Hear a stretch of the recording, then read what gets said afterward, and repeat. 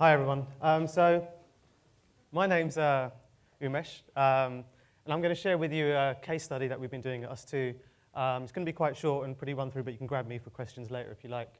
I'm going to talk to you about Wayfindr, which is about independent travel for the blind. And if you're going to be tweeting anything along, could you kindly use #Wayfindr? It just makes it easier for us to kind of find and kind of locate. So I work at ustwo's London studio, and I'll start really briefly around kind of who we are and what we do, and then I'll get straight into the presentation. So at ustwo, we launch valuable products and services that make a measurable difference to the world.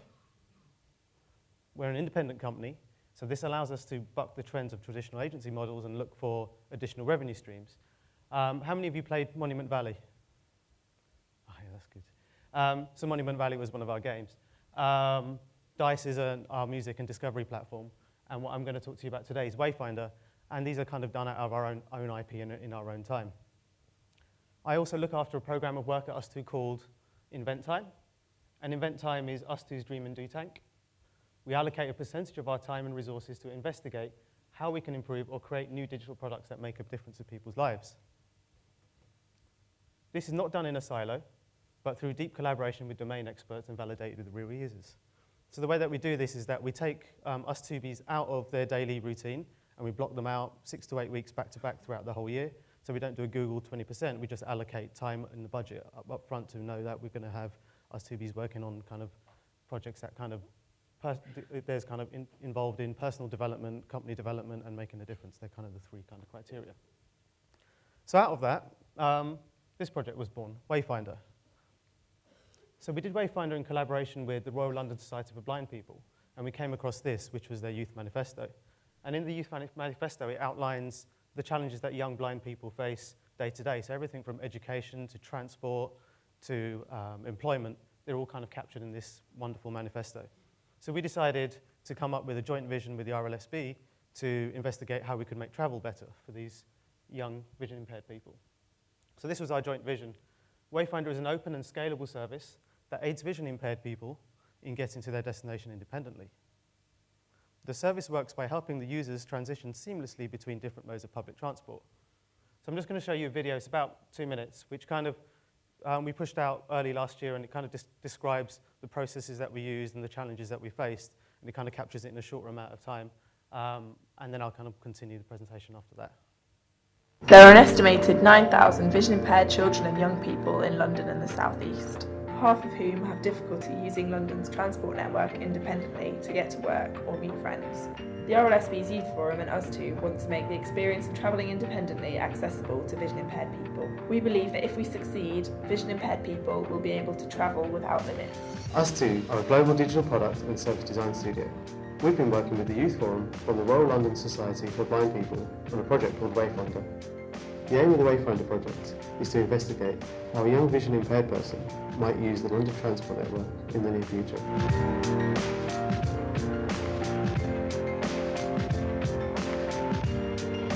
Last year, RLSB set up their Youth Forum made up of vision impaired young people aged 16 to 25.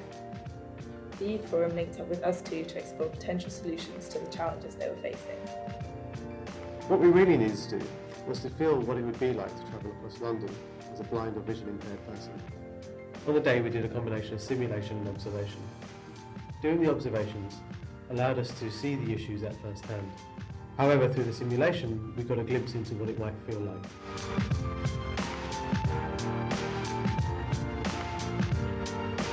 So it was important for us to jump straight into prototyping and build upon our knowledge through making and experimenting. We decided to approach this using iBeacons. iBeacons are a low-powered transmitter that sends a small Bluetooth package at set intervals. It's kind of like reading a pulse wirelessly. By then placing beacons in known spots and using a smartphone, you can figure out roughly where you are in the space by comparing the signal strength between the beacons. Once we know where you are in the space, we can trigger directions at points throughout the journey. These directions are communicated via audio using the bone conduction headphones that augment directions on top of what they're already hearing.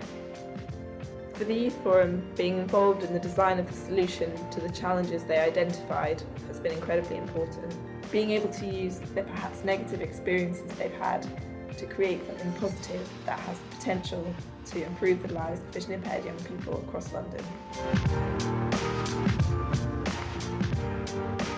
Being able to get our hands on a working prototype less than 2 months after the launch of the Youth Manifesto was really great in terms of being able to see their ideas come to life.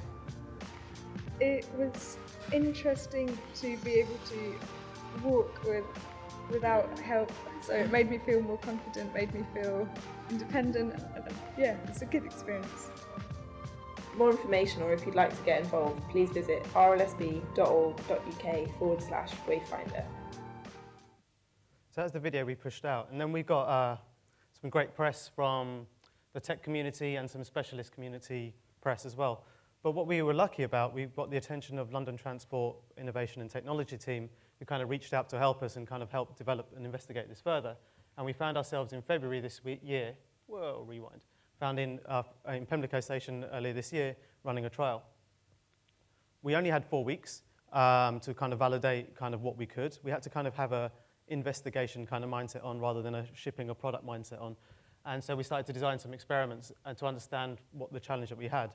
So we needed to understand how the users behave in the space with the technology, because all we had been doing is doing it in our studio, and the kind of, as you can imagine, the underground environment's totally different. So we built, we did kind of a build, measure, learn cycle all the way through, and we specified, first of all, test routes. So we looked at kind of site maps and did site visits to understand what it might be like. We followed this by identifying significant waypoints in that journey where we might want to trigger some messages. And then we created a test written script so that we can kind of test that with the user without getting into actually building a live prototype at that stage. And on the technology front, we considered the positioning of the beacons in orientation. This affects it, which I'll come on to later. And we also tested the turnaround time for beacon installation by London Underground staff. So we were working with London Underground staff because we had to prototype during the day, feedback instructions. They would go and put some more up or adjust it or move it around. And then we had to have that cycle. So we needed to kind of flesh that out in the first week to understand where any failure points might be. So by the second day, we had already written a test script.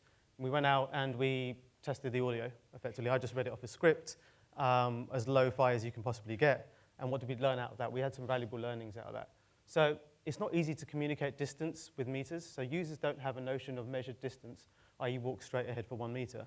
And also we tried to also see if we could measure stride. So if we said, okay, walk forward for 15 steps, when you kind of got to here, we would be able to track that. And that kind of depends on fatigue, so it's hard to track. And it also depends on density of people in the station, so we could not do that. So we had to kind of, this was a good finding in day 2. It's also difficult to walk diagonally, so users don't understand where the space is diagonally. This to note is for users who are born blind or blind from a very young age. If you kind of have blindness kind of older, you still understand space and all that. This is very specific. And then one last final thing is TfL's terminology must be tested to ensure comprehension. So TfL use terminology. People that use their platform or their transport network use a different terminology. So TfL like to call where you put the tickets in the gate line, whereas users call it the ticket barrier. So which one do we use? So we had to kind of find and normalize that. Also, however, there was labels such as platform level. TfL use this in all their lifts, and our users who use the transport network, who use the lifts, are familiar with that, so we can pull that into the language we were using. So on the tech side, we were using estimate beacons, and how you put them up and where the aerial's positioned on it depends on the type of signal you're going to get. So if you had to put beacons up that run kind of parallel to the direction of travel, you get one type of signal, shape of signal. And if you place them perpendicular that crosses the direction of travel, you get a different signal. So what does that mean? This is a practical example. So on an escalator, if we're using them parallel, you'd kind of get a signal that would be that shape, which kind of keeps it confined and kind of reaches a bit more down, is a lot more precise. So we could say you're coming to the end of the escalator, and that's quite important to know. Also, it stops it from clashing with the beacon that's going up the other side of the escalator, so you're not kind of getting jumbled messaging. And then if you're using the perpendicular, we can get a kind of a wide and shallow kind of barrier, if you like, so you can kind of catch you moving through the barrier. This was the instance for estimate beacons because the aerial's kind of at the tip, but it would vary for different types of beacons.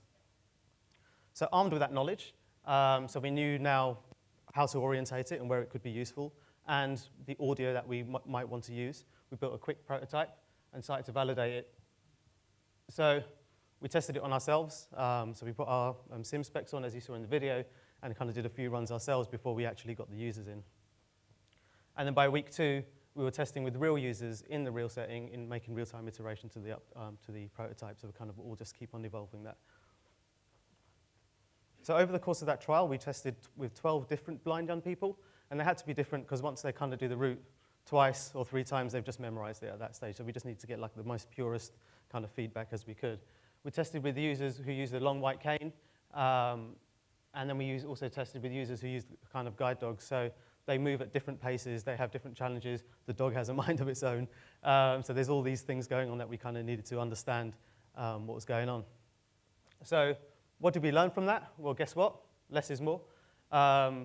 Users like short and concise instructions. Information about number and direction of stairs proved very helpful, and users' instincts and environment stimuli were a big help for navigation. On that last point, a good example of that would have been when we had beacons in the ticket hall.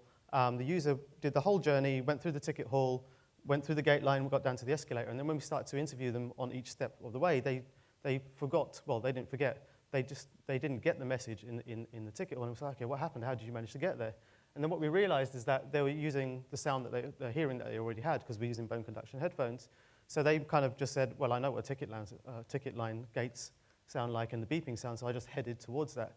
So what we learned here was that we kind of need to support that human capacity rather than try and replace it with just a pure audio experience. So you kind of have to have a weighing up between the two. Also, intermediate feedback is very helpful. So this feedback reassures users that they're on the right track. And this is really important to keep the hippocampus happy and not freak out when it's kind of trying to understand where it is in the space. And then finally, beep sounds attract attention. So being in a noisy environment, a beep sound is pretty useful to kind of cut through it and say, okay, heads up, there's something coming up, listen up, we're going to give you an instruction. So what was it like using Wayfinder? So Wayfinder uses readily available technology.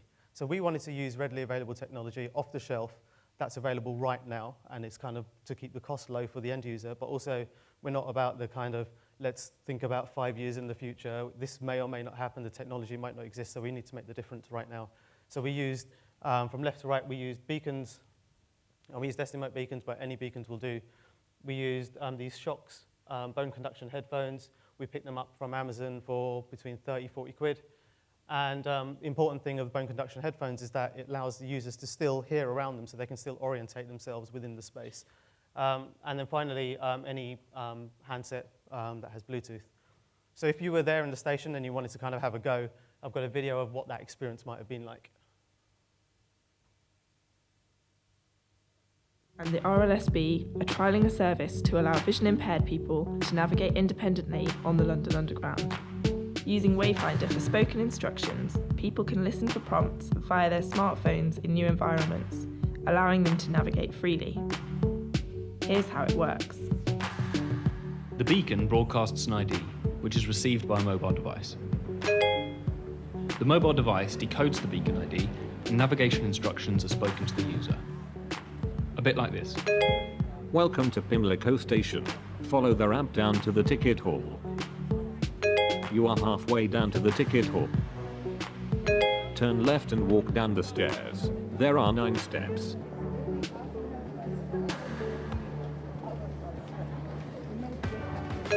Bear right and walk forwards to the ticket barrier. You are approaching the barrier. The down escalator is straight ahead. You are approaching the end of escalator. Walk forwards to the end of the hall. Turn left for trains to Walthamstow Central. Right for trains to Brixton. You are now at the platform.